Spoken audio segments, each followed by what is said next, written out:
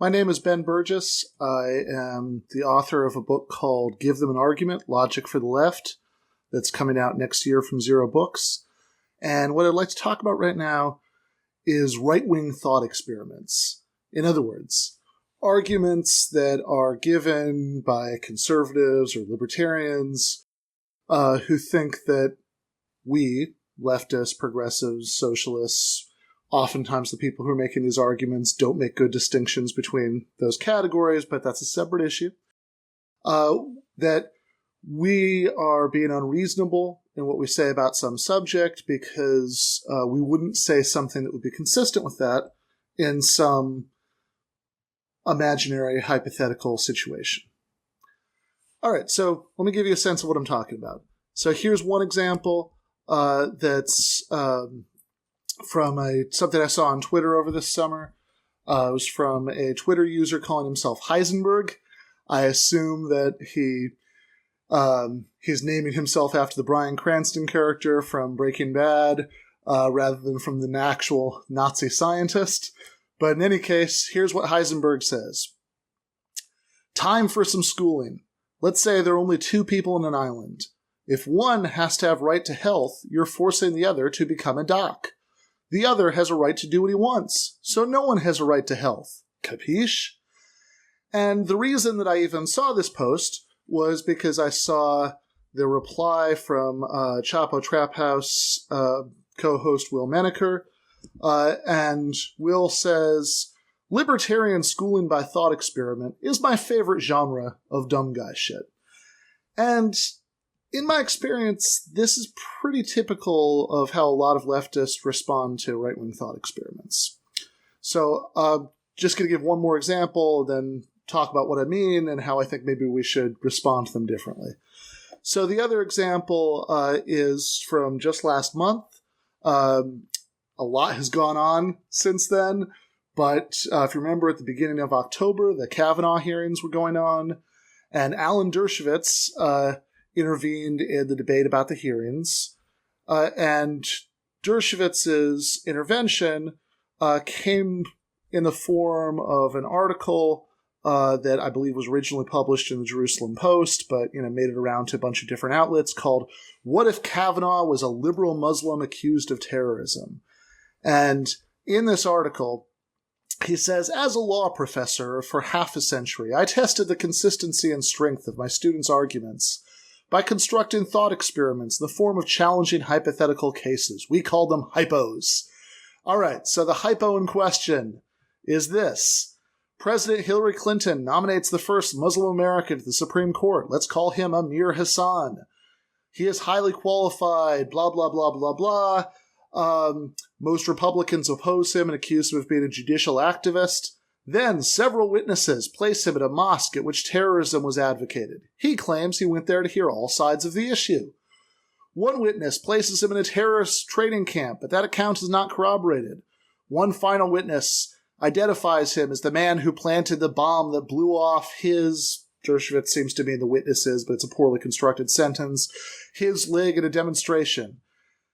Amir Hassan categorically denies any association with terrorism. How would the Senate, the media, the ACLU, and the public deal with these accusations? The answer seems clear. The sides and arguments would be largely reversed. The shoe would be on the other foot, and the hypocrisy of double standards would be exposed for all to see. Surely the ACLU would not be arguing, as they have in the Kavanaugh case, that doubts should be resolved in favor of guilt. Radicals would not be insisting that terrorism survivors must always be believed as to identification, etc., etc., etc., etc. Okay. So, the conclusion that Dershowitz draws from this case is that liberals and leftists who believed that the fact that Brett Kavanaugh is very likely a rapist was a good reason not to put him on the court, in addition to all the other reasons that the left didn't want him on the court. They thought, pretty clearly Dershowitz's conclusion, as he wraps this up, is that that's wrong, right? Like what he's What he's saying that liberals and leftists should have said in this hypothetical scenario is, in fact, the line that Dershowitz himself took throughout the confirmation hearings. And he's saying that we, those of us who are opposed to the Kavanaugh confirmation, partially, not entirely, but partially because of the serious and plausible rape accusations against him, were being hypocritical. All right. So I want to talk about how to respond to both of these in just a minute. But first, I want to back up and look at how people actually do respond to them. So we saw Will Menaker's response to the first tweet earlier. And when I saw Dershowitz's article come out, most of the people I follow on Twitter, and I'm a socialist, I follow other socialists and progressives, most of those people, were, if they mentioned Dershowitz's article, they would say things like, wow, that's a really galaxy brain take you got there, Dersh. And that's about it. Okay. So I think that we can do better and we should do better. I think it's a mistake for our response to this kind of thing to just be snark or just be rolling our eyes, or worse yet, just be moral condemnation. How dare you even make that comparison? That's so offensive and absurd. And I think there are a lot of reasons that we shouldn't respond that way, but one of the clearest reasons is because it projects lack of confidence in our own opinions. That when you say libertarian argument by thought experiment is my favorite genre of dumb guy shit, well, I'm a Chapo fan. That's the kind of thing that might, make me smile, might make me laugh. You're going to make ourselves laugh, but anybody who's actually not sure what they think about the idea of a right to health care isn't going to be swayed by that. And maybe in that instance, you think it doesn't matter, that polls show that the majority of Americans support single-payer health care. So if some of those people are on the fence and they're not going to be convinced by it, it's okay. We don't need to convince them. All we need to do is mobilize the majority. And similarly, when it comes to the Kavanaugh hearings, maybe there was widespread and deep enough opposition that, it didn't make a difference. He made it on the court. But if public opposition was going to make a difference, it would have made it even without the fence sitters. Okay, maybe. But notice that this argument only applies to those cases where left-wing positions are already the majority positions. And that's true of a lot of things. That's true for free healthcare, might be true for tuition-free public education, all the things that, Bernie bros like me got excited about in 2016, but especially for those of us who are socialists, who want to completely restructure the economic system, that argument isn't going to work across the board. That lots of people might tell pollsters that they don't like capitalism or socialism sounds nice or whatever, but most of them have very little idea of what they're talking about. If you ask people, do you think that at least the commanding heights of the economy should be nationalized and we should have workers' control of production and fully automated luxury communism and anything else that you want to talk about along those lines, those are clearly not majority positions. So I think we need to be in the habit of not just assuming that people who don't already agree with us can be written off. Like lots of people who are socialists support things like prison abolitionism, and whether or not that's the right, whether that's the right position or not, whether they should support prison abolitionism. Point I just want to make right now is that's clearly not a majority position. So if you're going to argue for that, you actually need to argue for it. You actually need to have a substantive response to the concerns that people raise about it that's going to persuade fence sitters. And I'm not talking about, your racist uncle you shout at back and forth at Thanksgiving. I'm talking about working class people who are winnable, but who don't already start out by agreeing with you. Okay. Also, it does not project confidence. If all we can do in response to these right-wing thought experiments is either morally condemn them, oh, that's such a ridiculous comparison, you're such a horrible racist asshole, or just kind of snark and roll our eyes at them, then anybody who's not already persuaded is going to start noticing sooner or later that we don't have a substantive response, and they're going to start wondering if that's because we're not really all that confident in our positions. And I think that that's a shame, because most of these right-wing thought experiments are actually, once you really dig into them, pretty unconvincing. So, let's start with Dershowitz. Let's say the exact scenario that he laid out happens. Hillary Clinton wins. She nominates Amir Hassan, who would be the first Muslim Supreme Court justice. Conservatives oppose him. Liberals support him. Crazy radical leftists, like me and my comrades at Zer0 Books, presumably, are not enthusiastic about him, because we're generally not that enthusiastic about liberal judges. But we would rather have somebody on the Supreme Court who supports abortion rights, and isn't going to try to roll back the clock for gay people, and so on and so forth. So our preference would presumably be have Hassan confirmed to the court. Okay. Now, these terrorism accusations come out. This, as intrinsically implausible as it is, there are these accusations that this liberal judge who supports all these things like abortion rights and gay rights that are the opposite of what the terrorists want, is actually supporting jihadi terrorism. That's very confusing. But whatever, these accusations exist. How would we respond to them? Okay, well, is it possible that someone like me might respond to some of these accusations by saying, oh, innocent until proven guilty? Maybe. But if I did say that in that scenario, I would be wrong. And this is a really important point. This is worth dwelling on for a minute. A reductio ad absurdum, that's the Latin name for an argument from inconsistency. That, you think X, but if X is true, then Y is true, and not Y is true, so X is incoherent. X can't be right. An argument that somebody is being inconsistent never tells you which premise to reject. All it tells you is that you got something right, something wrong, somewhere down the line. But what exactly you got wrong is always an open question. So, let's say that this is an inconsistency. That when it came to the Brett Kavanaugh hearing, I said Brett Kavanaugh should not be considered innocent until proven guilty beyond reasonable doubt. But in the hypothetical Amir Hassan case, I might have said otherwise. Okay, well, that would be an inconsistent set of reactions. That means that in either the actual case or the hypothetical case, I was wrong. Well, which time was that?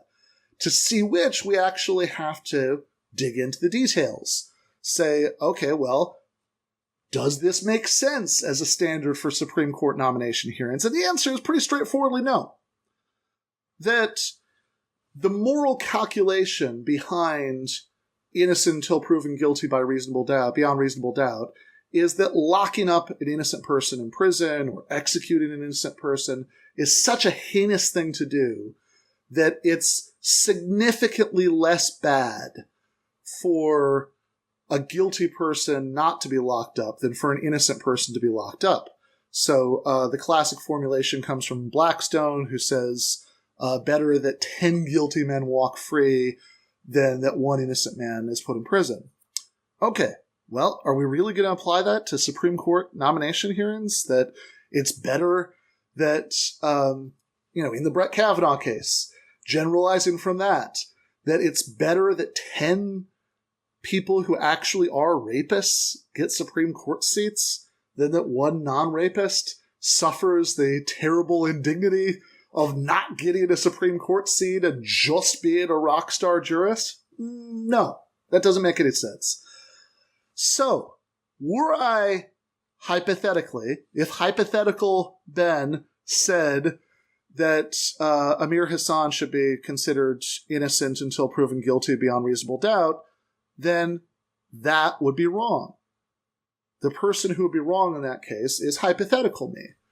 But notice what doesn't follow from that. It doesn't follow from the fact that the innocent until proven guilty beyond reasonable doubt standard is an inappropriate standard for Supreme Court hearings, that in fact in any non-criminal trial or non-criminal trial or civil trial even, the standard's lower for civil trials, but outside of the context of legal proceedings, it's actually incoherent to consider everybody innocent until proven guilty beyond reasonable doubt, because if person X accuses person Y of committing a crime, and you're considering person Y innocent until proven guilty, then that means, by definition, you're considering person X guilty of making a false accusation until they've been proven innocent of that. The reason that this problem doesn't arise in criminal proceedings is that only one person is at trial at a given time, that, in fact, making false accusations generally is a crime, but that trial would happen later. If at all, if a prosecutor, thought it was worth their while to do that. So, it does not follow from any of this that Amir Hassan's nomination should be withdrawn, or that we should believe the accusers, or anything like this. Why not?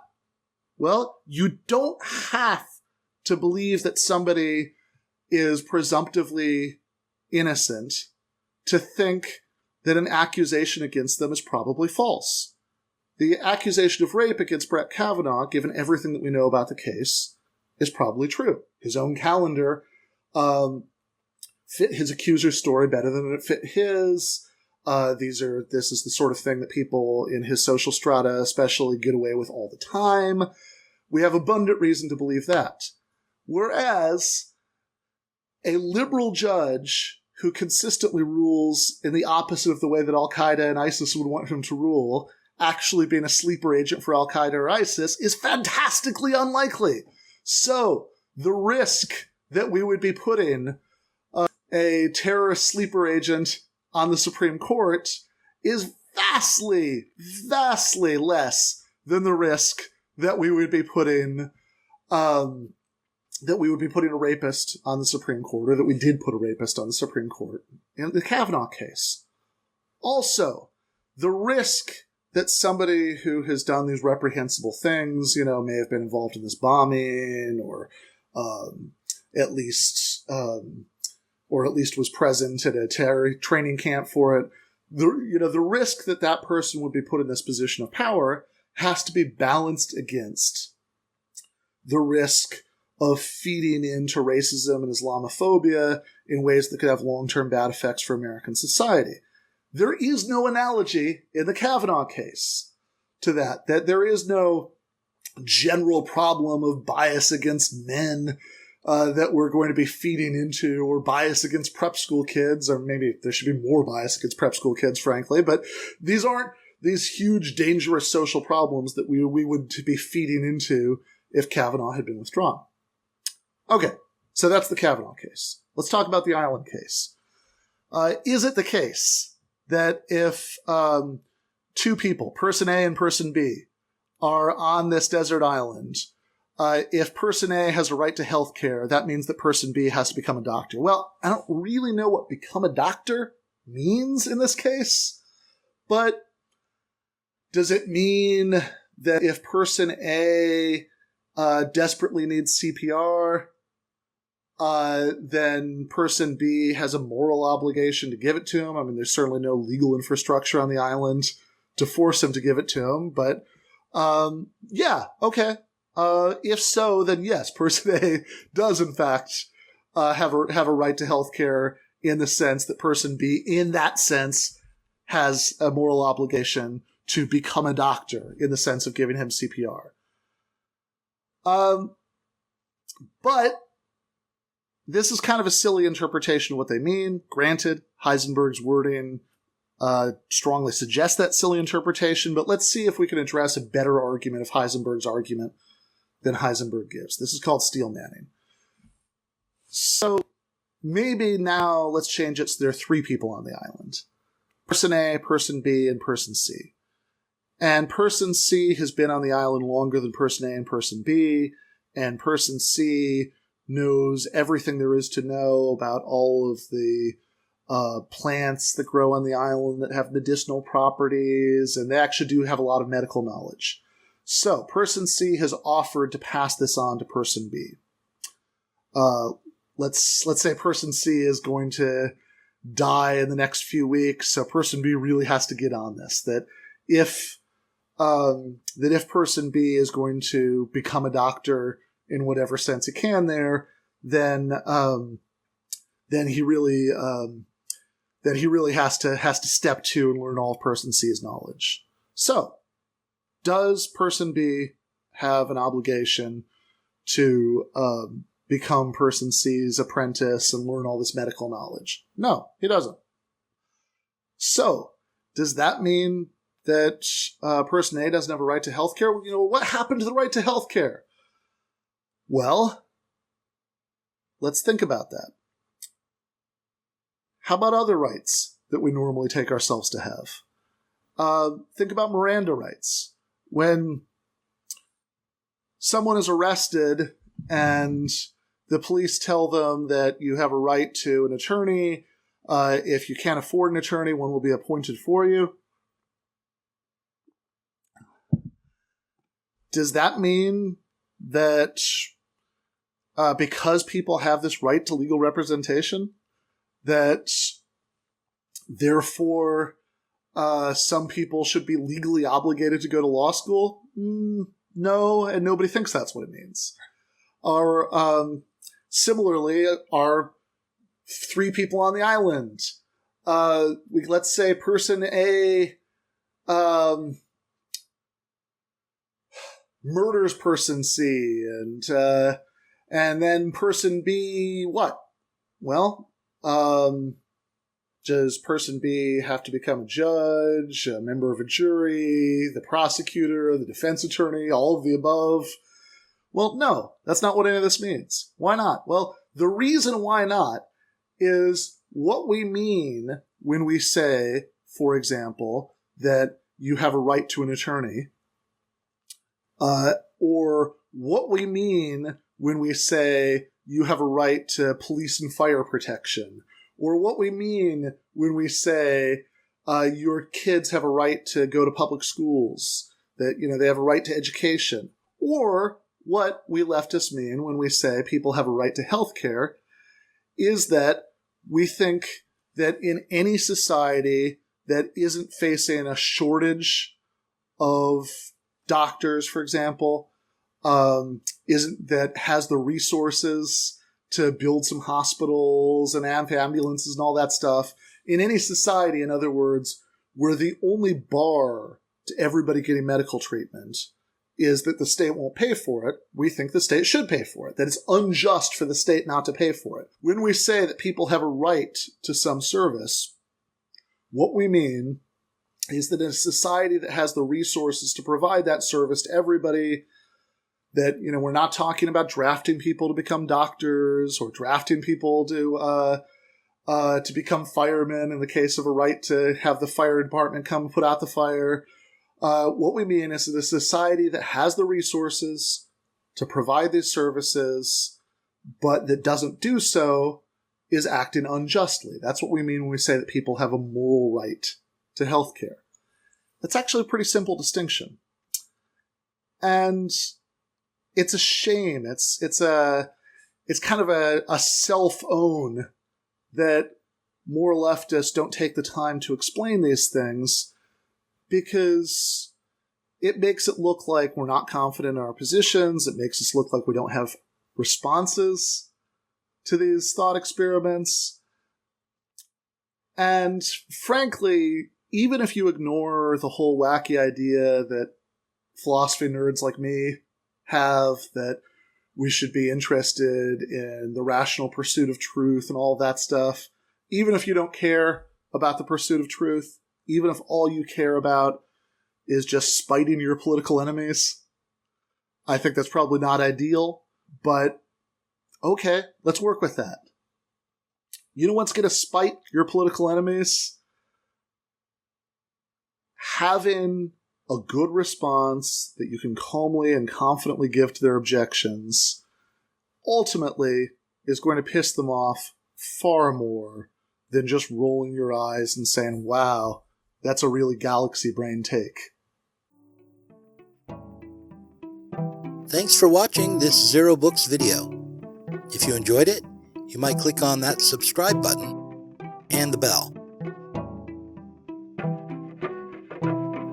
You might also consider supporting us on Patreon. We're now offering patrons access to select Zer0 Books titles and the opportunity to join in a monthly Zer0 Books Club discussion group online.